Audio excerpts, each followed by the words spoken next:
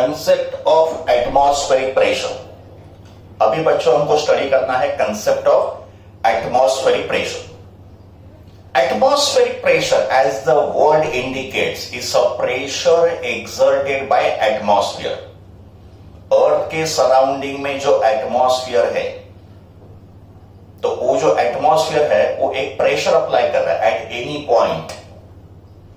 That pressure is called atmospheric pressure. Atmospheric pressure को हम लोग या तो PO से डिनोट करेंगे या PA से, एनी वन सिंबल। तो एटमॉस्फेरिक प्रेशर का सिंबल P0 या PO और it is PA, anyone. Now what is atmosphere? Earth का जो एटमॉस्फेयर है वो क्या है? So the gaseous envelope surrounding the earth, earth के सराउंडिंग में जो गैस का एनवलप फॉर्म हुआ है, that gaseous envelope which is surrounding the earth is called atmosphere. So what is atmosphere? The gaseous envelope surrounding the earth. It is called atmosphere. और जो gaseous envelope है, that gaseous envelope will exert downward force due to its weight.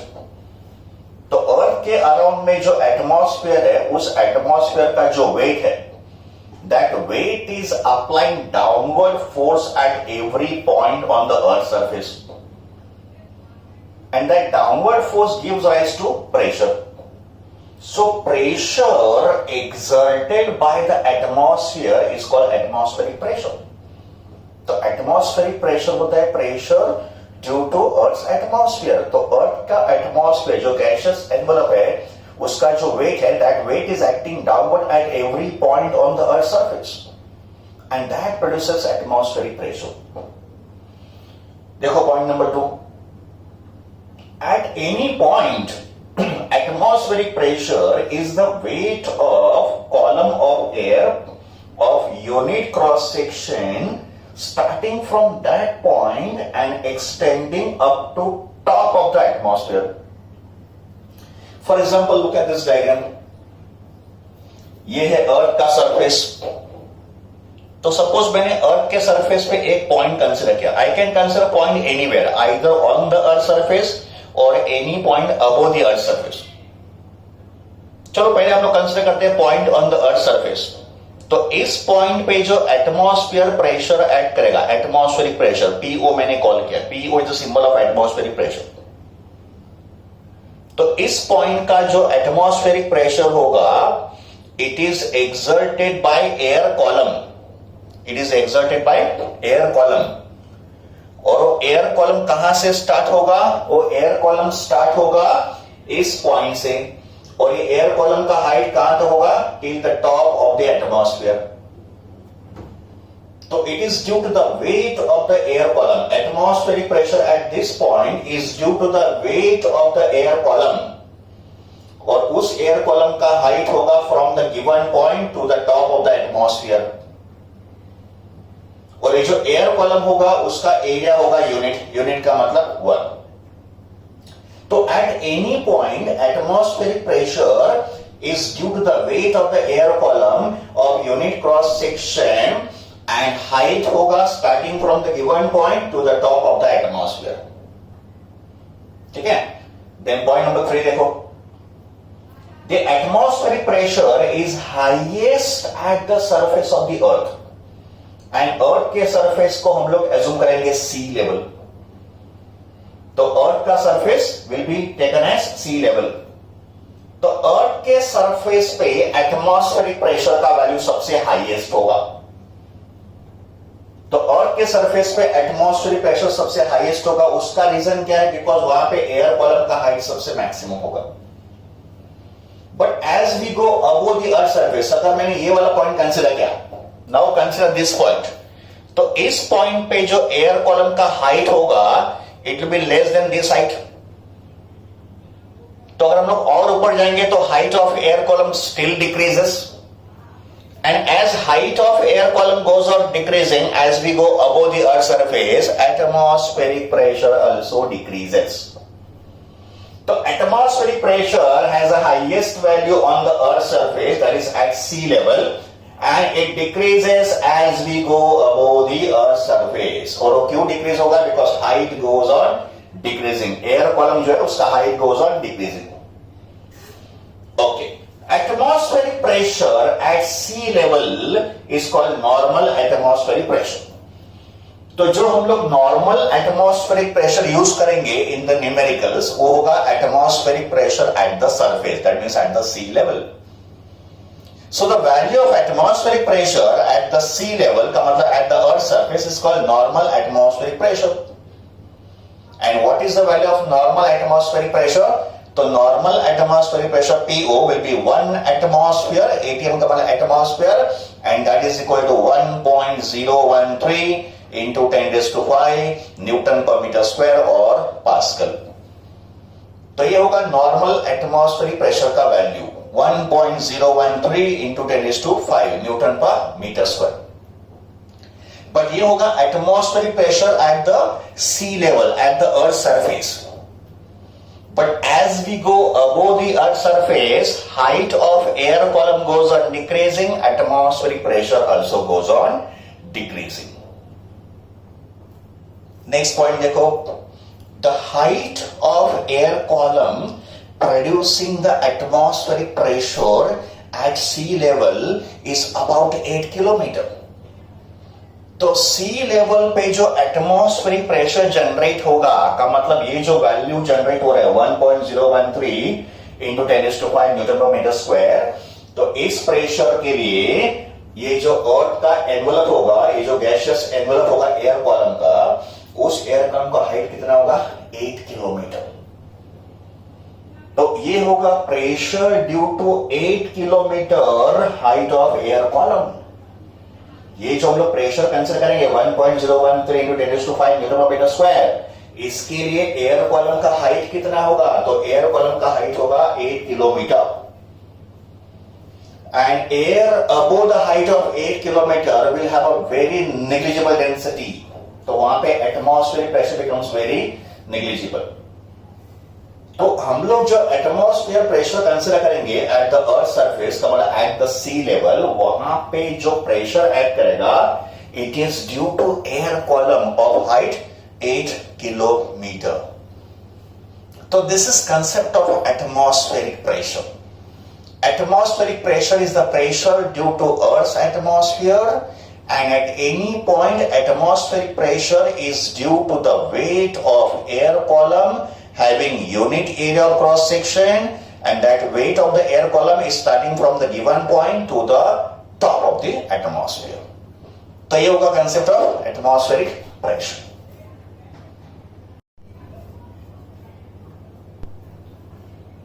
Next topic है concept of absolute pressure and gauge pressure. You can call it gauge pressure or gauge pressure. Gauge pressure या gauge pressure. तो absolute pressure क्या होता है और gauge pressure क्या होता है, ये हमको अभी समझना है. उसके लिए consider one liquid at rest in a container. ये एक वेसल है, इस वेसल के अंदर हमने लिक्विड को फिल किया है. लिक्विड कैन बी वाटर या एनी अदर लिक्विड. तो कंटेनर के अंदर जो लिक्विड होगा ये वाटर भी हो सकता है या कोई और लिक्विड भी हो सकता है. But liquid is at rest. Container के अंदर लिक्विड जो है इट इज एट रेस्ट.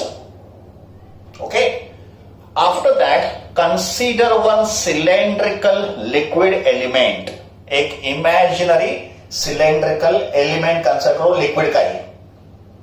का मतलब इसी लिक्विड का एक इमेजिन करो सिलेंडर यहां पे. तो ये एक इमेजिनरी सिलेंडर होगा made up of liquid only. ये लिक्विड के अंदर ही फॉर्म होगा, imaginary. Let A be the area of cross section of the cylinder. Let h be the height of the cylinder.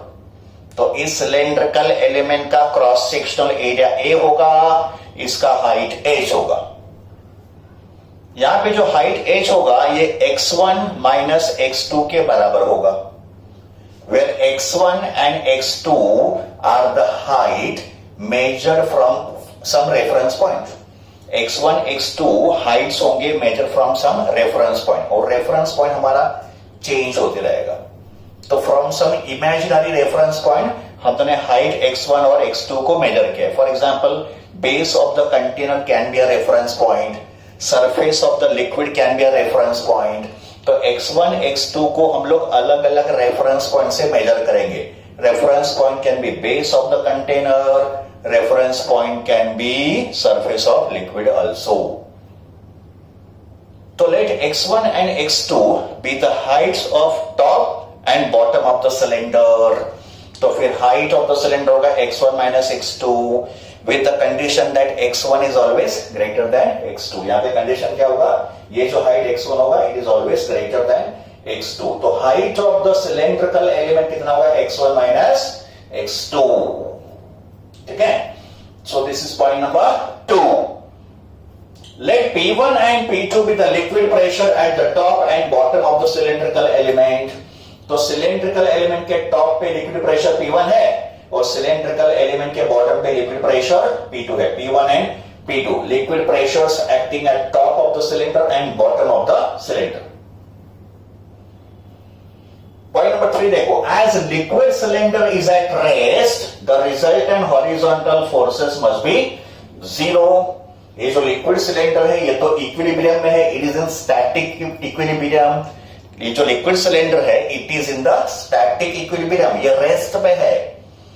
तो हॉरिजॉन्टल डायरेक्शन में जितने भी फोर्सेस एक्ट करेंगे, forces towards right side and horizontal forces towards left side. तो all the horizontal forces acting on this cylindrical element are balanced.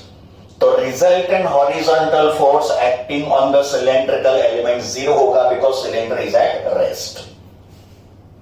Now we analyze vertical forces acting on this cylindrical element.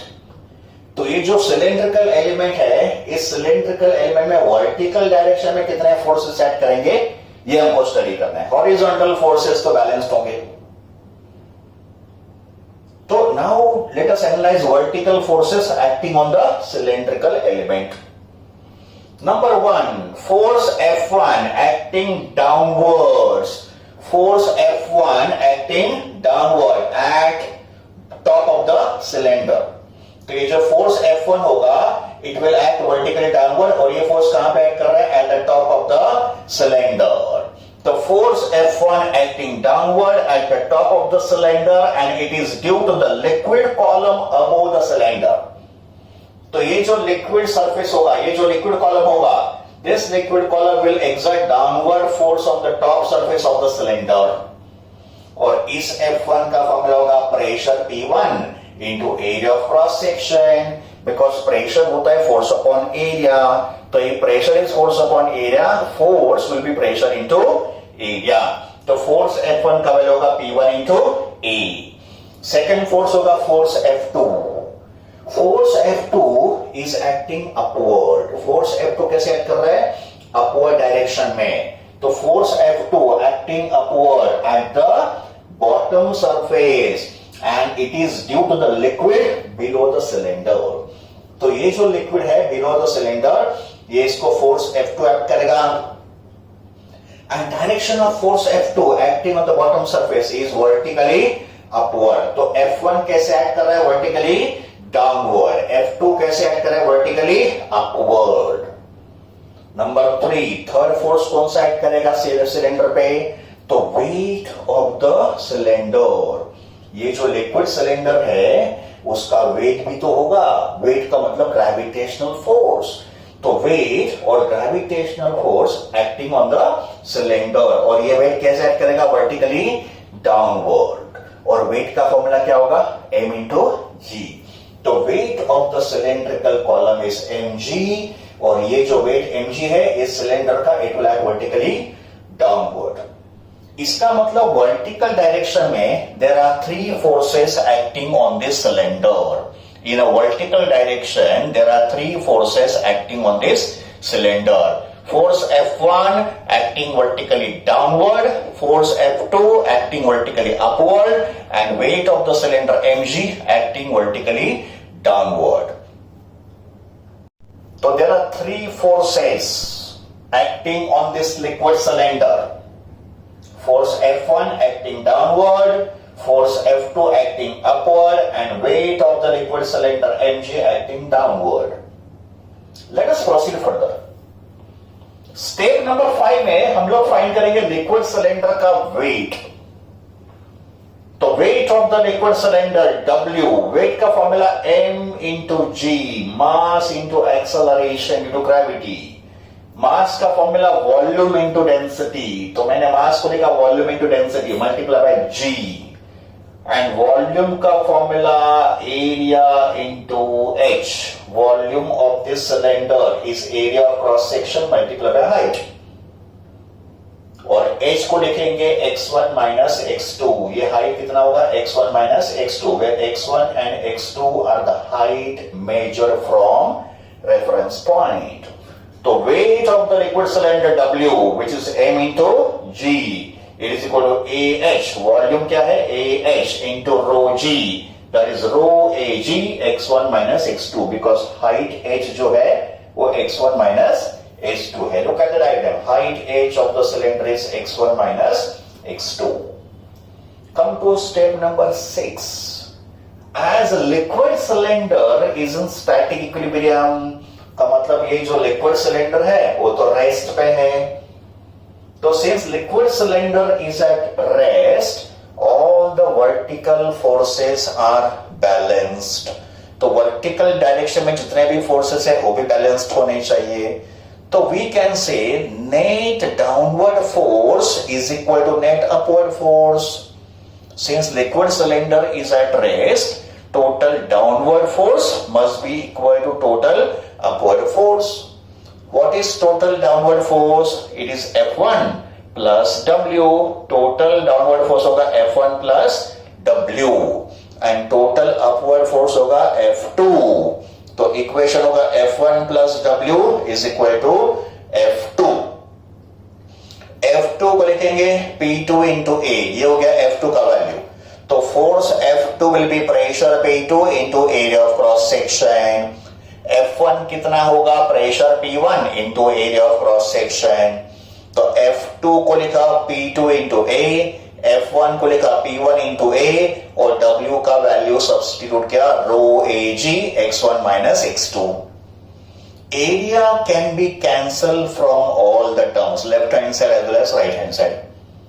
So cancelling area from both the side, we get the formula P2 is equal to P1 plus rho into G x1 minus x2.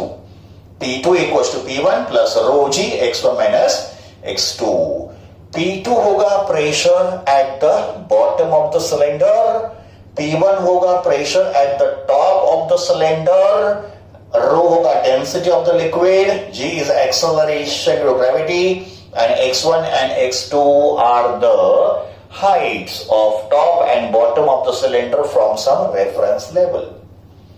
तो P2 का formula P1 plus rho G x1 minus x2. x1 minus x2 को हम लोग height h भी replace कर सकते हैं. तो अपना फॉर्मूला ऐसे भी होगा, देखो P2 minus P1, P1 को यहां ले लो, तो वी कैन से P2 minus P1 is equal to rho G x1 minus x2. x1 minus x2 height है, तो h rho G. तो P2 माइनस P1 होगा रो एच जी या एच रो जी. तो इस फॉर्मूला से या इस इक्वेशन से we can find out pressure at any point below the liquid surface. तो लिक्विड सरफेस के अंदर अगर मैंने कोई पॉइंट लिया, उस पॉइंट का अगर मुझे प्रेशर फाइंड करना है, तो I can find out that pressure with help of this formula. और we can also find out atmospheric pressure. Atmospheric pressure at any height above the sea level. तो अगर हमने अर्थ सरफेस से किसी height पे प्रेशर फाइंड करना होगा at any height above the sea level, का मतलब above the earth surface, then also we can apply this formula. तो इसके बाद हम लोग डिफरेंट केसेस कंसिडर करेंगे where we calculate pressure at any depth below the liquid surface. And we also calculate pressure at some height above the earth surface or sea level. ठीक है, तो अभी तक हमने प्रेशर P2 का formula derive कर दिया.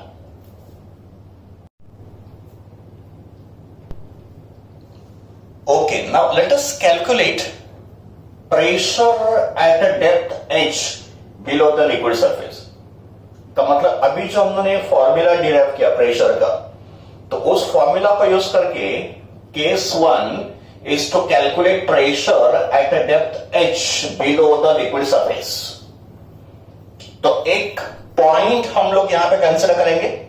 Late us consider point over here. इस पॉइंट का depth below the liquid surface होगा h। तो इस पॉइंट पे टोटल प्रेशर कितना ऐड करेगा ये हमको फाइंड करना है। लिक्विड इज एट रेस्ट, तो we want to calculate total pressure at this point at a depth h below the liquid surface. और प्रेशर का जो फॉर्मूला हमने डिराइव किया था वो क्या था, P2 equals to P1 plus rho g x1 minus x2। तो इसी फॉर्मूला को यूज करके हम लोग टोटल प्रेशर फाइंड करेंगे इस पॉइंट का।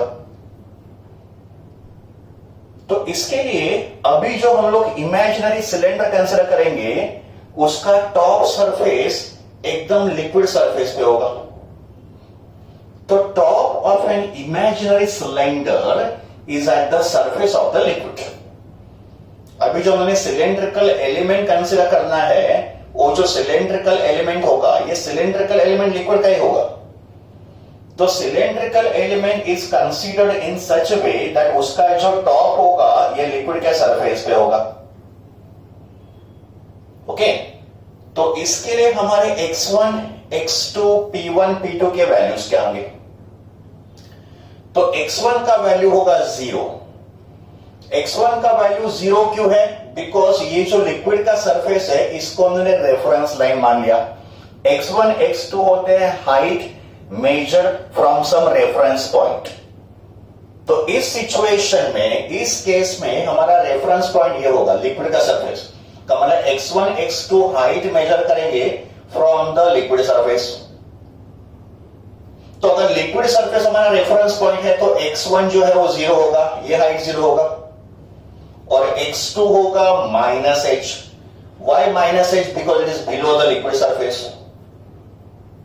तो x1 होगा 0, x2 होगा माइनस h, x2 निगेटिव होगा because it is below the liquid surface.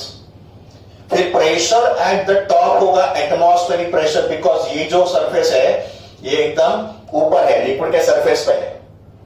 तो यहां पे एयर प्रेशर ऐड करेगा, यहां पे एटमॉस्फेरिक प्रेशर ऐड करेगा। तो P1 का वैल्यू कितना होगा? P0। What is P0? Atmospheric pressure. And P2 का वैल्यू हमको फाइंड करना है, तो late P2 be equal to P। तो फिर ये वैल्यूज अगर मैंने इस इक्वेशन में सब्स्टिट्यूट कर दिए तो P2 इक्वल्स टू P, जो हमको फाइंड करना है इस पॉइंट का प्रेशर, P1 हो जाएगा एटमॉस्फेरिक प्रेशर बिकॉज ये पॉइंट अभी एयर में आ गया। तो P1 is P0 plus rho g x1 minus x2। x1 कितना है? 0। x2 कितना है? Minus h। तो निगेटिव ऑफ निगेटिव हो गया पॉजिटिव।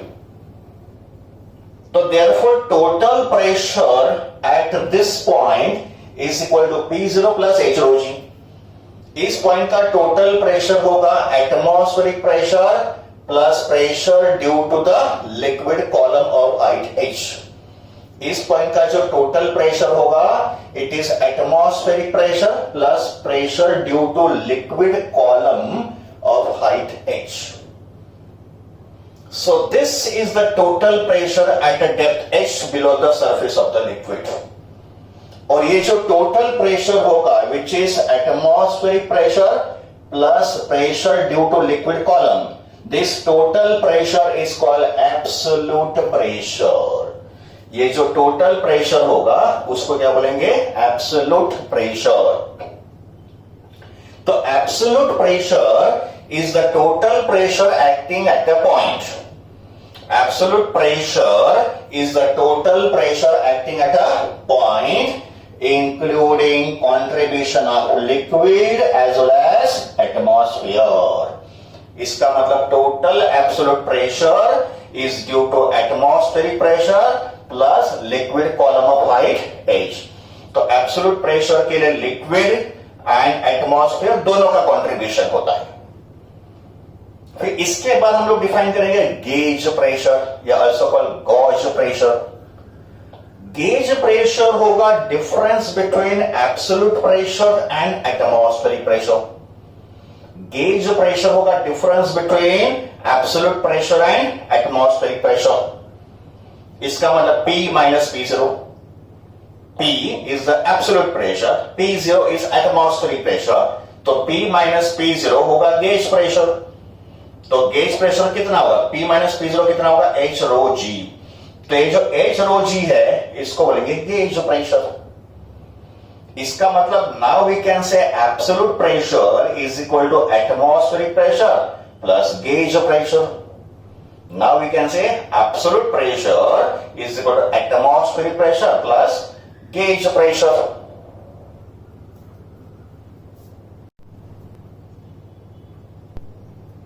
Okay, so relation क्या है between absolute pressure and gauge pressure? Absolute pressure is equal to atmospheric pressure plus gauge pressure. Absolute pressure at a point is equal to atmospheric pressure plus gauge pressure. Let us note some important points about absolute pressure and gauge pressure. Point number 1 देखो, absolute pressure is always positive and it is never equal to 0. Absolute pressure किसी point का हमेशा positive होगा, it cannot be equal to 0. Point number 2, gauge pressure may be positive or 0 or negative. ये जो gauge pressure होता है, gauge pressure positive हो सकता है, 0 भी हो सकता है और नेगेटिव भी हो सकता है, but absolute pressure always positive. Now, what do you mean by positive gauge pressure and what do you mean by negative gauge pressure? तो positive gauge pressure means pressure at a point is greater than the atmospheric pressure. किसी point का pressure अगर atmospheric pressure से ज्यादा है तो gauge pressure positive होगा। And negative gauge pressure means pressure at a point is less than the atmospheric pressure. तो अगर किसी पॉइंट का प्रेशर एटमॉस्फेरिक प्रेशर से भी कम है तो गेज प्रेशर नेगेटिव होगा, and if pressure is greater than the atmospheric pressure then is positive gauge pressure. So these are important points for positive and negative gauge pressure.